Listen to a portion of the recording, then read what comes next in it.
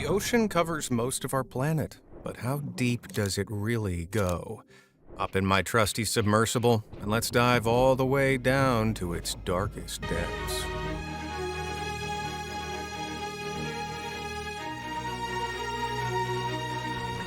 We begin our journey above the waves, at sea level.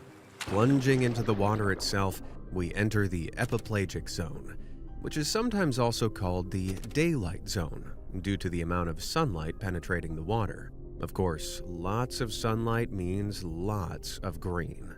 Around 130 feet beneath the surface, we start seeing huge kelp forests. Underwater seaweed and kelp jungles don't just provide food and shelter for all sorts of marine life, but they're also responsible for 70% of all the oxygen on Earth. Venturing just 20 feet deeper, we reach the perfect environment for coral to thrive. While corals may look like rocky vegetation, they're actually a type of animal closely related to jellyfish. An estimated 500 billion corals worldwide create colorful reefs that many shallow-dwelling fish call home, such as the clownfish and butterfly fish. The shallowness of these waters can make them dangerous, however. Diving predators like birds, seals, and even polar bears can reach here, so many fish only swim here to feed before venturing into deeper waters. Fish like tuna, herring, and mackerel tend to spend a lot of time in the epipelagic. Coincidentally, these are all fish we tend to eat. At around 200 feet down, we meet the king crab. These little pinchers live at the perfect depth to be scooped up not only by humans, but also halibut, octopuses, and even sea otters. Sorry guys, try being less tasty. Sinking to around 260 feet, we may spot the velvet swimming crab, unusual little crustaceans that flap their appendages in order to swim underwater. Despite this extra mobility, these little guys stick within a few hundred feet of their homes. 300 feet below the surface lies the wreckage of the HMS Britannic. This was the Titanic's sister ship, which sank 4 miles off the coast of the Isle of Key in 1916, just 3 years after the Titanic. Yes, sinking runs in the family. Of the two, the Britannic is by far the better preserved wreck, with the 53,200-ton ship lasting over 100 years. It's also shallow enough to visit if you scuba. In fact, many shipwrecks never make it past the epipelagic zone, often getting caught on rocks or resting on shallow seabeds. At 450 feet down below, we reach the average depth of a sea lion dive, though they can plummet as low as 900 feet down. Still, this average dive is about as deep as the Great Pyramids are tall. A little over 500 feet down, we reach the favored depth of the iconic green sea turtle. These majestic creatures call the lower levels of the epipelagic zone their home. Though, like many sea creatures, they can dive much deeper if they feel like it. If they do, they may pass the unusual oarfish, which lives around 600 feet down. These legendary silvery fish have long, flat, snake-like bodies. As you can see, they reach impressive lengths, the longest on record being 36 feet from head to tail. Like many large ocean creatures, however, they live off krill and plankton and dwell at depths as deep as the Space Needle is tall. We're going to travel to much greater fathoms, however, as we move into the mesopelagic zone, also known as the Twilight Zone. This area of ocean extends from 650 to 3,300 feet below sea level, and earned its nickname due to the fact that it slowly transitions from bright to dim waters, becoming dramatically darker the deeper we plunge. The mesopelagic is also the liveliest area of the ocean. Nearly 90% of marine life, measured by weight at least, call this home. And of course, one of its first denizens we're going to meet is the great white shark. These apex predators usually lurk around 650 feet below the surface, can swim up to 25 miles per hour, and can smell a bleeding creature from 3 miles away. If they want to, they can migrate as deep as 3,900 feet below the surface. Just in case you thought it was safer to go deeper for some reason. At 831 feet, we pass the deepest point a human free diver has reached. This record, set by Herbert Nitsch, was achieved without any oxygen tanks, and so required the use of a ground-breaking torpedo apparatus to quickly deliver him to that depth. This gave him enough time to make it back to the surface, still holding his breath, while battling against 25 atmospheres of pressure. At this depth, the pressure practically affects any cavities in the body, such as lungs, eardrums, and sinuses. 980 feet down, we reach the maximum dive of the common dolphin, though, as we'll discover, other cetaceans can dive much, much lower. At 1,089 feet beneath the surface, which is deeper than the Eiffel Tower is tall, we arrive at the deepest point a human has reached while diving. This was accomplished in 2014 by Ahmed Gabr, who managed this with the help of a team of support divers, resupplying him with oxygen every few hundred feet. This was because Gabr could not reliably carry the multiple oxygen tanks necessary for the round trip.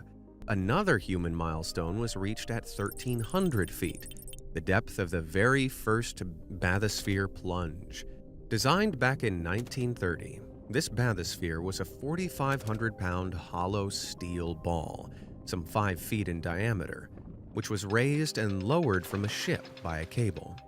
It was designed by zoologist William Bede and engineer Otis Barton, and while cramped and difficult to operate, the two men journeyed deeper than any humans had ever traveled before. 1,453 feet down, we're at a depth equal to the height of the Empire State Building. As we move deeper into the ocean, light energy is scattered and absorbed by water molecules, meaning it gets darker the deeper you descend. Creatures past here tend to develop larger and larger eyes, like the big eye tuna. These eyes are designed to soak up as much of the sparse light as possible in the murky depths. 1,850 feet below the surface, we meet an unexpected visitor, the emperor penguin. Shockingly, these birds often dive this deep looking for fish. Far more graceful in the water than on the surface, these birds can swim as fast as 8.9 miles per hour, over 5 times their land speed. This means the birds can dive deeper much quicker, reaching depths that are greater than the height of any of the buildings in the New York skyline. At 1,950 feet down, we meet this thing. The sunfish, as it's known, can grow to be 10 feet long, 13 feet tall from fin to fin, and weigh as much as 5,000 pounds. However, they lack any air bladder, which is the organ that allows many fish to rise vertically in the water. The sunfish's poor control, massive body, and general helplessness has led some mean marine biologists to debate how they even evolved to this point. Talk about a freak of nature. Now, if you're afraid of spiders or crabs, look away now. Around 2,000 feet down, we meet the spider crab, and it's one creepy crustacean. Though the Japanese spider crab's carapace is only 12 inches, its long leg span can reach a gargantuan 12 feet. To survive the near 61 atmospheres of pressure at this depth, which is about the same as having 115 elephants standing on top of it, the crab's organs are protected by an incredibly tough shell, with almost no air cavities in their internal structure. So, compared to their tiny cousins in the shallows, these crabs are more monstrous inside and out. As we continue down to 2,300 feet, we move from spiders to slugs. Don't worry though, unlike terrestrial slugs, sea slugs are actually quite beautiful and come in a variety of mesmerizing colors and patterns. Just look at this little guy. It's thought that sea slugs, or nudibranches, evolved to be bright and garish as a defense mechanism. You see, at this depth, standing out is scary. Most predators think if something isn't trying to hide, it must be because it's dangerous or toxic.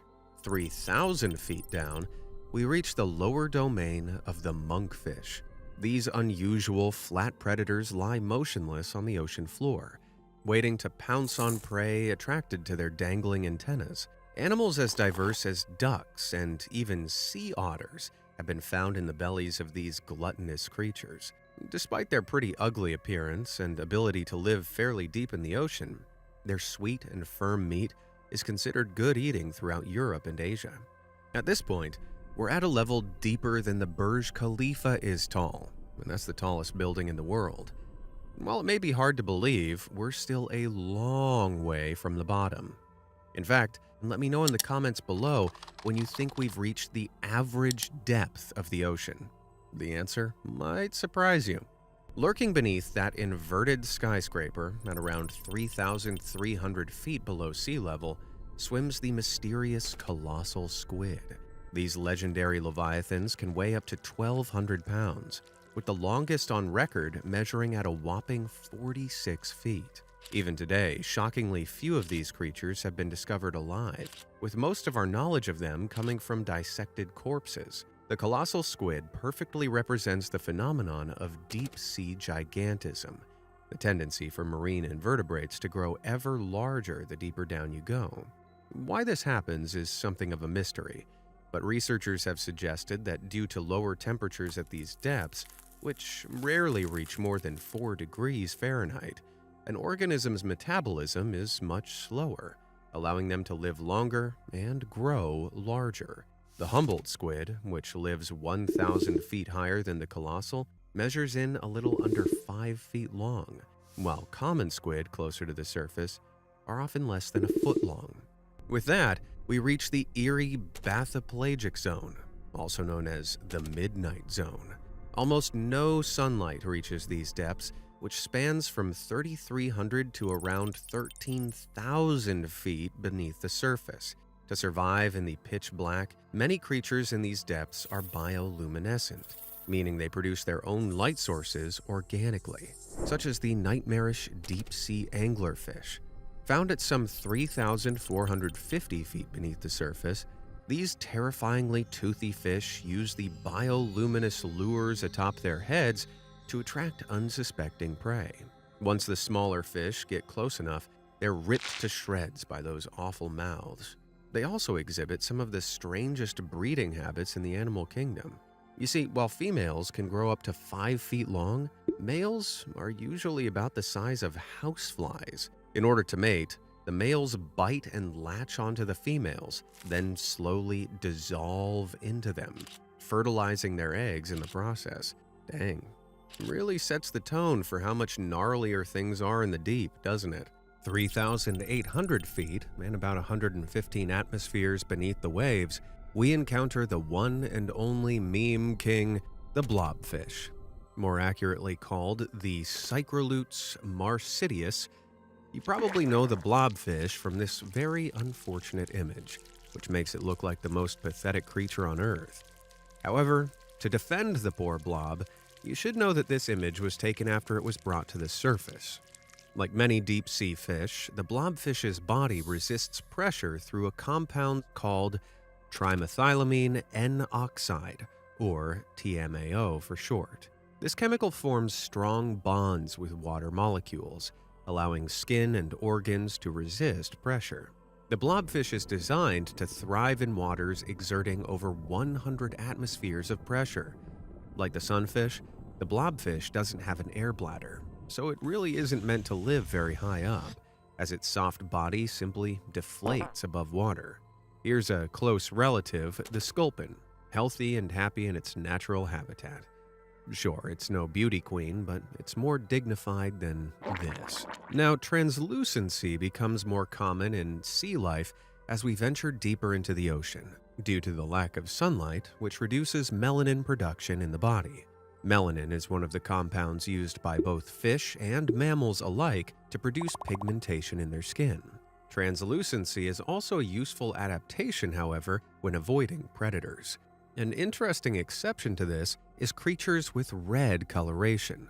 This occurs because red is the first color to leave the visible spectrum at these depths, meaning down here, a totally red creature is almost as good as an invisible one. A great example of this is the big red jellyfish, which lives approximately 4,800 feet down. This bulbous blob can grow to over 3 feet in diameter, but for all its size, its red color makes it difficult for predators to spot in these murky depths. 5,200 feet down, however, the opposite is true. Here swims the charming glass squid, whose body is almost completely see-through. The skin of the glass squid, along with most cephalopods, is covered in tiny pigmentation sacs called chromatophores. By keeping these sacs closed, the little squid becomes ghostly and translucent. They even produce very faint light around certain areas of their body, like the eyes, to mask shadows. Plummeting down to around 5,700 feet, we pass the migratory six-gill shark, heading in the opposite direction. These odd sharks are unique in that they have a pretty strict routine. During the daytime, they can be found in the bathypelagic zone. At night, however, they drift upwards to hunt in waters as shallow as 300 feet. It's theorized the sharks do this because they prefer cooler temperatures.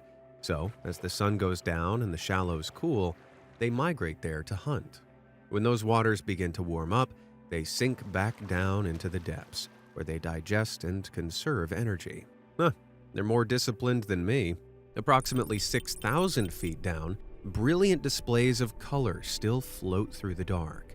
This miraculous creature is the Holytreff's marcy, dubbed the firework jellyfish due to its spectacular bioluminescence. Little is known about this mysterious creature, which stands in stark contrast to jellies found in shallower waters. What we do know is that it's never been seen above 4,000 feet. Still, this enigmatic creature is a cool reminder that even bizarre creatures like jellyfish can become more alien the deeper we go. 7,000 feet below the surface is where we find the majority of the planet's hydrothermal vents, underwater fissures in the Earth that spew out natural gases and warm the water around them. Some hydrothermal vents can get as hot as 700 degrees Fahrenheit, which is extremely dangerous to most marine life. Still, certain bizarre creatures like the Yeti crab aren't afraid of them at all. These unusual crustaceans have bodies covered in a thick layer of fuzz. By hanging out near hydrothermal vents, they're able to farm their own food, eating the bacteria that thrive in warmer waters and cling to their bodies. How, organic. Around 8,000 feet down, we meet a truly unique character, the barrel eye fish. Remarkably, this creature has an opaque body but a translucent head. The bright green eyes in the center of the fish's head can swivel around completely, meaning the fish can peer through its own head when on the lookout for food and predators. Its eyes and brain are protected by a transparent fluid, but as you can imagine, that still makes the freaky fish fairly fragile. Entering a particularly spooky section of the ocean, we meet a trio of creepy deep-sea dwellers. 8,500 feet down swims the ghoulish chimera, also known as the ghost shark. The unnerving creature wasn't discovered until 2002, even though estimates suggest that they've existed for over 360 million years. Despite the moniker, the ghost shark isn't actually a shark. In fact, their teeth aren't even sharp. Instead, they have blunted plates better suited to crushing their meals than shredding them. Personally, I think that makes them even scarier.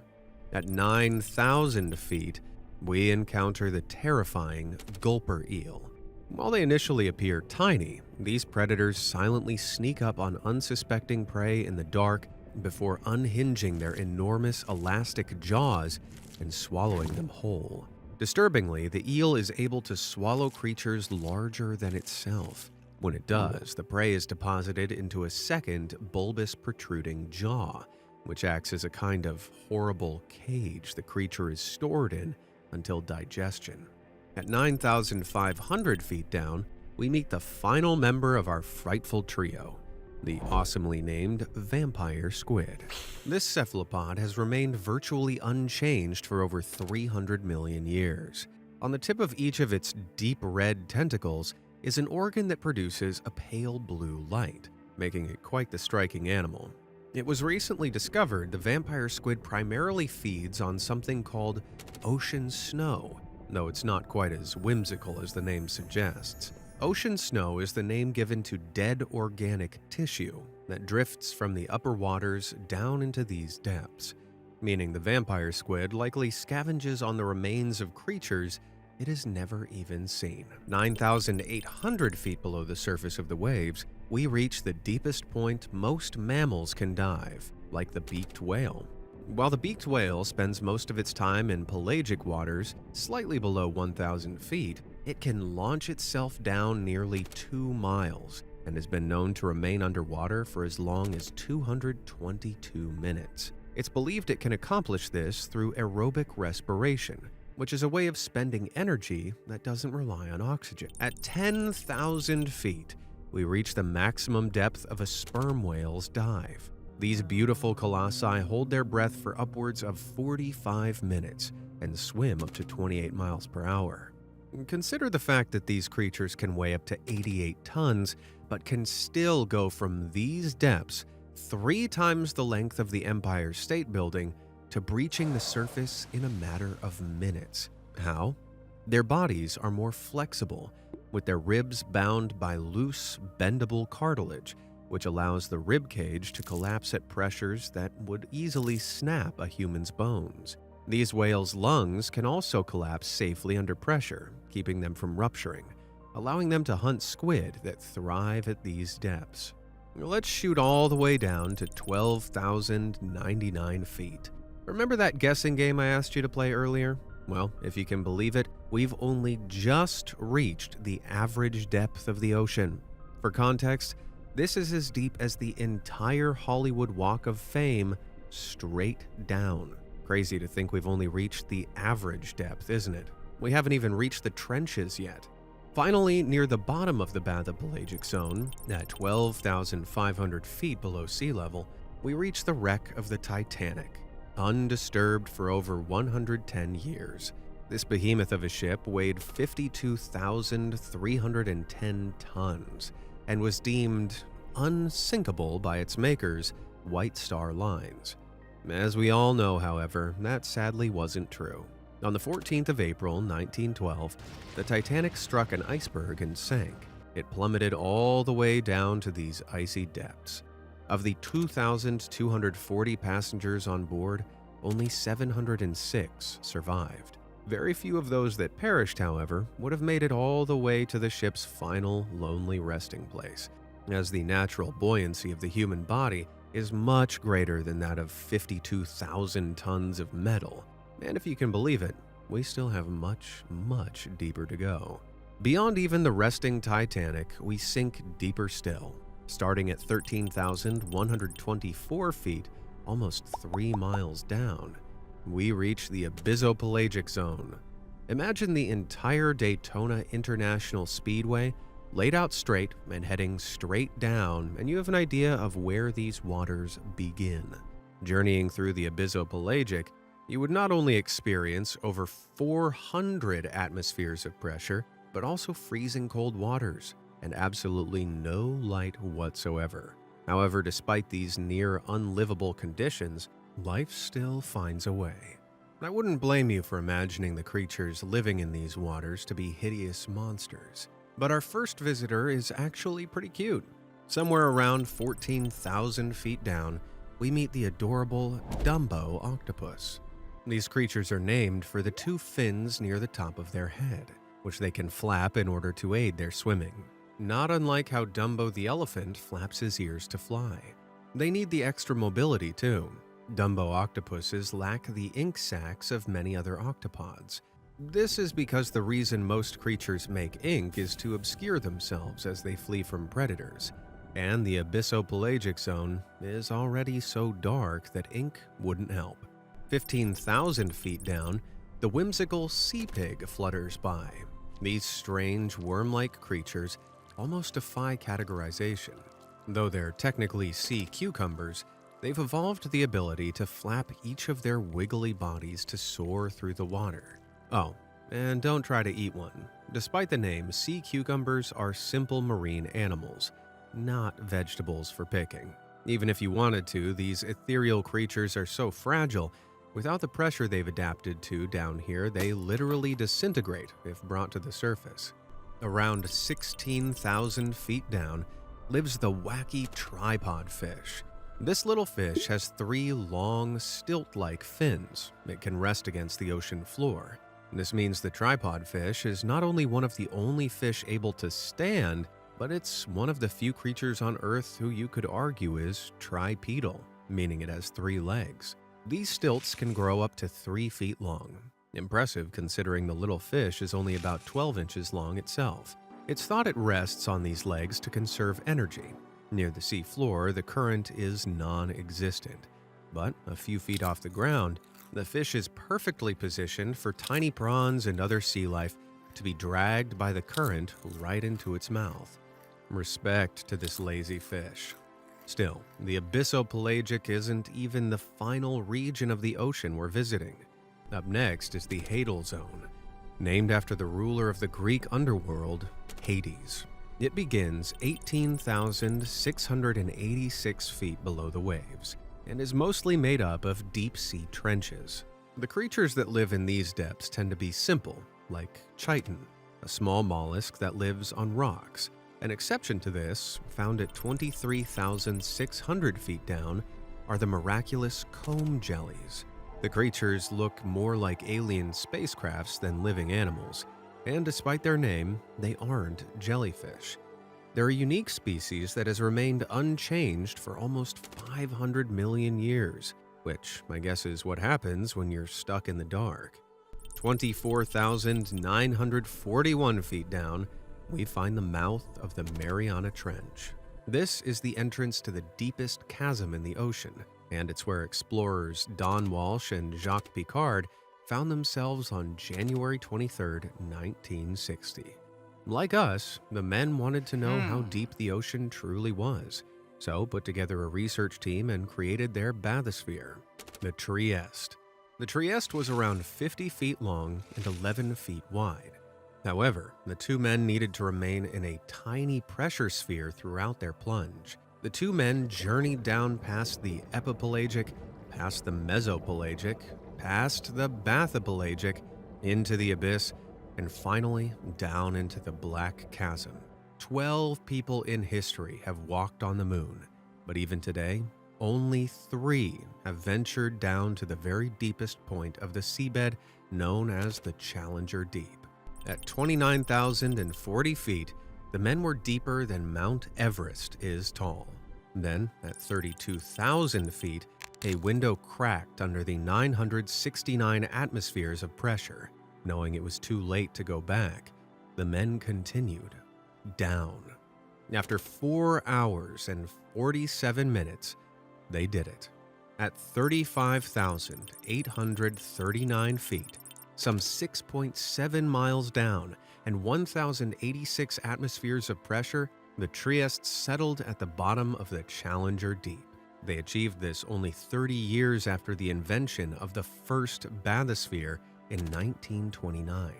Humans wouldn't return here for another 52 years. Throughout this video, I've used buildings, motorways, and mountains to contextualize the depth of the ocean. At 35,839 feet, however, there's now nothing to compare it to. So, how deep is the ocean? Well, there's nothing deeper.